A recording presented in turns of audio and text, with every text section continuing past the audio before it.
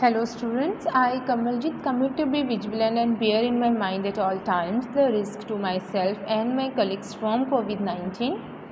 I promise to take all necessary precautions that prevent the spread of this deadly virus. I promise to follow and encourage others to follow the key COVID appropriate behaviors. To always wear a mask, especially when in public places, to maintain a minimum distance of 6 feet from others, to wash my hands frequently and thoroughly with soap and water. Together, we will win this fight against COVID-19.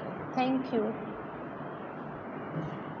Welcome to chemistry class, students. In previous class, we covered up to discovery of protons. Today we will start different atomic models. मतलब कौन से different atomic models हुए हैं. Dalton conceived an atoms as something that cannot be further divided. सबसे पहले Dalton ने क्या बोला था कि atoms क्या होते हैं जो further divide नहीं हो सकते, लेकिन जो इनकी थियोरी थी वो रॉन्ग प्रूफ हो गई क्योंकि उसके अंदर सब एटोमेटिक पार्टिकल्स डिस्कवर किए.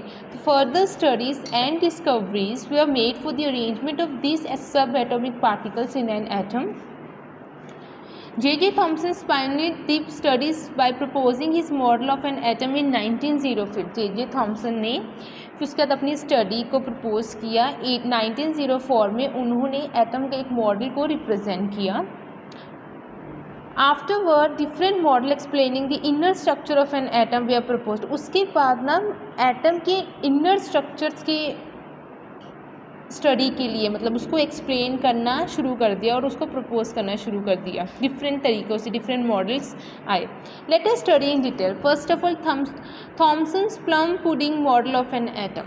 देखो इसमें क्या था, J.J. थॉमसन ने प्रपोज किया था एक 1904 में एक एटम का ऐसा मॉडल जिसमें उन्होंने बोला था कि जो एटम है एक स्फीयर शेप में है, उसमें पॉजिटिव चार्ज पार्टिकल्स हैं, नेगेटिव चार्ज है जिसको हम इलेक्ट्रॉन्स बोलते हैं, जो कि यूनिफॉर्मली डिस्ट्रीब्यूट है. मतलब जो यूनिफॉर्मली उस स्फीयर के अंदर negative and positive charge distribute है.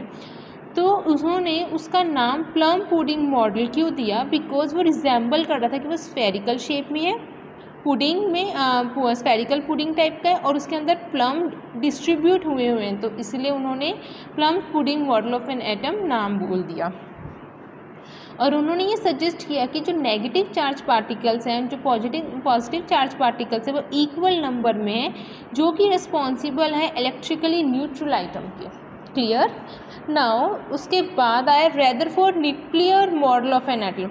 मतलब अब इन्होंने क्या बताया कि एटम तो है, उसके अंदर सब एटॉमिक पार्टिकल्स भी है, लेकिन उसमें न्यूक्लियस भी प्रेजेंट है. मतलब एटम के अंदर एक न्यूक्लियस भी प्रेजेंट है. वो किसने बताया? रेदरफोर्ड ने बताया.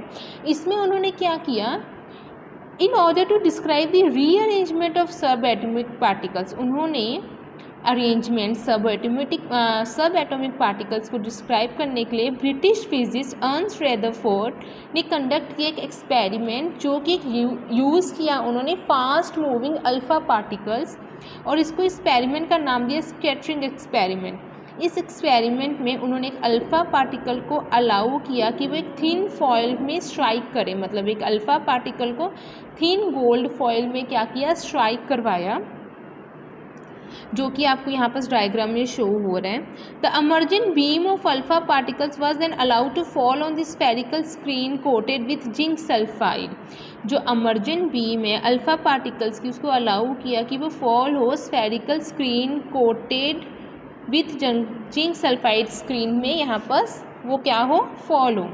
अब इस ऑब्जर्वेशन में उन्होंने क्या देखा, उन्होंने देखा कि बहुत सारी जो अल्फ़ा पार्टिकल्स थी, जैसे ये अल्फ़ा पार्टिकल्स हैं, वो पास हो रही हैं, उसमें कोई भी डिफ्लेक्शन नहीं हो रही है, वो सीधी पास हो रही है और एक ओरिजिनल पाथ में जा रही है. नेक्स्ट उन्होंने देखा कि कुछ ऐसे अल्फ़ा पार्टिकल्स हैं वो लार्ज एंगल में डिफ्लेक्ट हो रही हैं. मतलब जो डिफ्लेक्शन हो रहा है वो लार्ज एंगल में डिफ्लेक्शन हो रहा है, लेकिन कुछ डिफ्लेक्शन स्मॉल एंगल में हो रहा है. लेकिन जो number of alpha particles deflect हो रही है लार्ज एंगल्स में वो बहुत ज़्यादा कम है. तो उनका कंक्लूजन क्या निकला, ये सब देख के तो उन्होंने ये कंक्लूजन बोला कि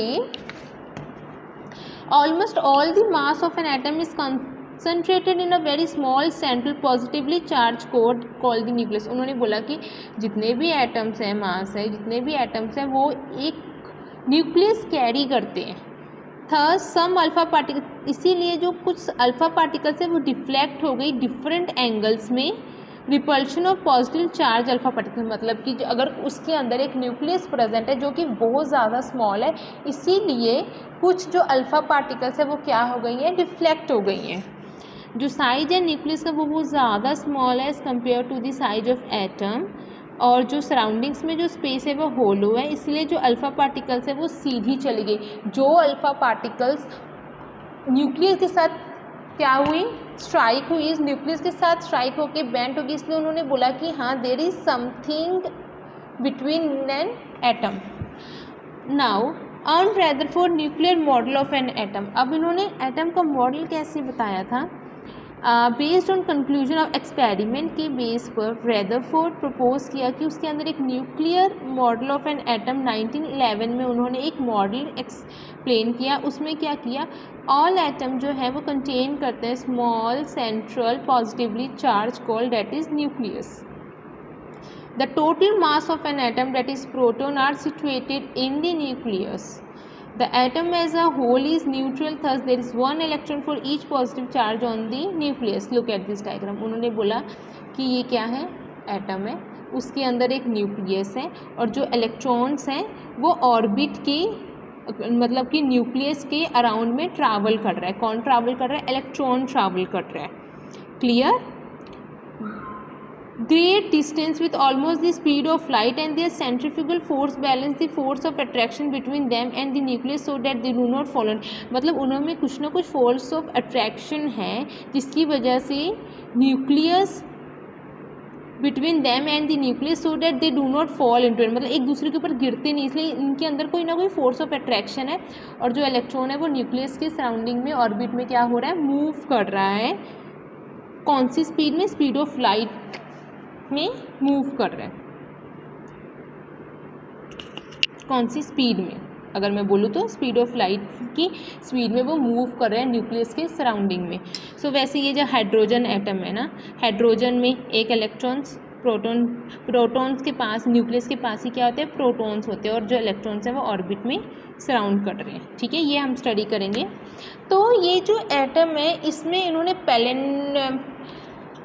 planetary model of an atom क्यों नाम दिया, क्योंकि उन्होंने बोला कि ये रिजेंबल हो रहा है कि ये एक सोलर सिस्टम की तरह है और उसके अंदर एक न्यूक्लियस में सन है और जो सराउंडिंग में ऑर्बिट में इलेक्ट्रॉन्स हैं वो ऐसा लग रहा है कि डिफरेंट वेरियस प्लैनेट्स हैं, इलेक्ट्रॉन्स की तरह मूव कर रहे हैं। तो इन्होंने नाम दे दिया planetary model of an atom and electron refer as a planetary electrons. मैं ये क्लियर टू ऑल, यहाँ तक बच्चा आप सबको समझ आ गया। In next class we will going to discuss about Neil Bohr modified model. Thank you and have a nice day.